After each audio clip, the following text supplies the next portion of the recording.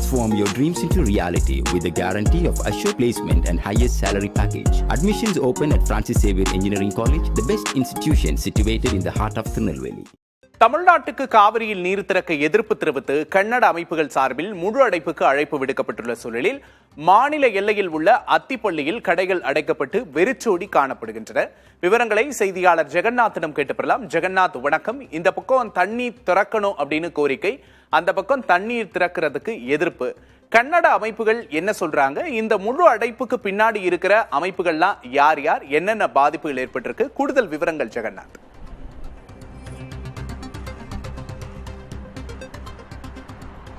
விக்னேஷ், தமிழகத்திற்கு காவேரி நீர் திறக்க காவேரி மேலாண்மை அமைப்பு மற்றும் ஒருங்காற்றுக்குழு உத்தரவிட்டிருந்தது. ஆனால் இந்த உத்தரவுக்கு எதிர்ப்பு தெரிவித்து கன்னட செலுவலி அமைப்பின் தலைவர் வாட்டல் நாகராஜ் இன்று காலை 6 மணி முதல் மாலை 6 மணி வரை கர்நாடகா பந்துக்கு அழைப்பு விடுத்திருந்தார். முன்னதாக இதற்கு பல்வேறு கன்னட அமைப்புகளும் தனியார் நிறுவனங்களும் இதற்கு ஆதரவு தெரிவித்திருந்த நிலையில் நேற்று பல்வேறு கன்னட அமைப்புகளும் தனியார் பேருந்து ஓட்டுநர்கள் சங்கம், டாக்ஸி மற்றும் அரசு பேருந்து, தனியார் பள்ளிகள் என அனைத்துமே இதற்கு ஆதரவு இல்லை என தெரிவித்திருந்தார். இருந்தாலும் இந்த போராட்டம் நாங்கள் முழு பந்து நடத்தி தீர்வோம் என வாட்டல் நாகராஜ் தெரிவித்திருந்த நிலையில் காலை முதலே பெங்களூர் உள்பட மாநிலத்தில் பல்வேறு மாவட்டங்களில் போராட்டங்கள், மறியல், அதே போல காலி குடங்களை எடுத்து சாலை மறியலில் ஈடுபடுவது, இருசக்கர வாகனங்களில் பேரண்டியாக செல்வது போன்ற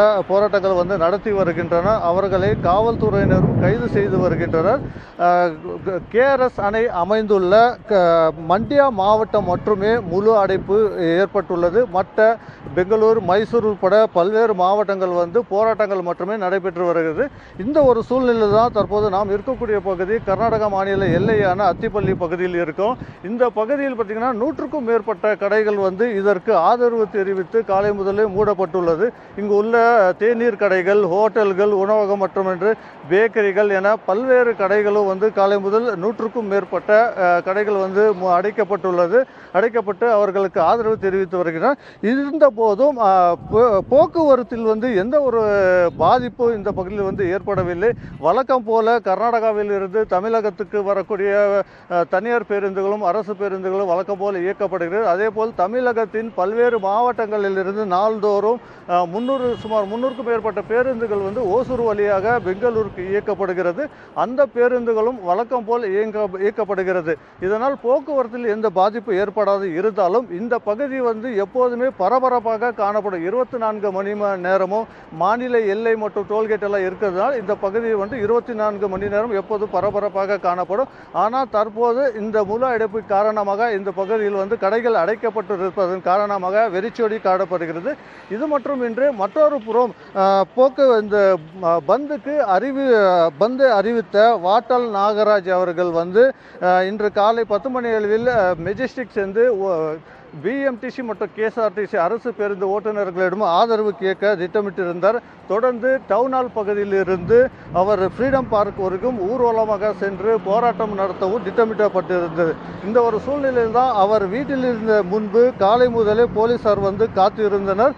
அவர் பெங்களூர் சதாசிவன் நகர் பகுதியில் உள்ள டாலர்ஸ் கார்னரில் அவர் வீட்டில் இருந்து வெளியில் வரும்போதே போலீசார் முன்னெச்சரிக்கை நடவடிக்கையாக அவரை கைது செய்துள்ளனர். இந்த போராட்டங்கள் தடுக்க வேண்டும், மேலும் எந்த ஒரு அசம்பாவிதங்கள் நடைபெறக்கூடாது என்பதற்காக போலீசார் தீவிரமாக பாதுகாப்பு பணிகளில் ஈடுபட்டு வருகின்றனர். அது மட்டுமின்றி அங்கங்கே போராட்டம் நடத்தி வருவர்களையும் அவர்களையும் கைது செய்து வருகின்றனர்.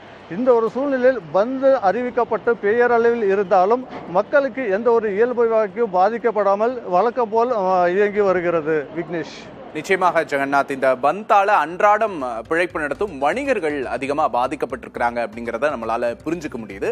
தொடர்ந்து இது தொடர்பான அடுத்தடுத்த தகவல்கள்ல இணைவோம். நன்றி Jagannath. Transform your dreams into reality with the guarantee of assured placement and highest salary package. Admissions open at Francis Xavier Engineering College, the best institution situated in the heart of Tirunelveli.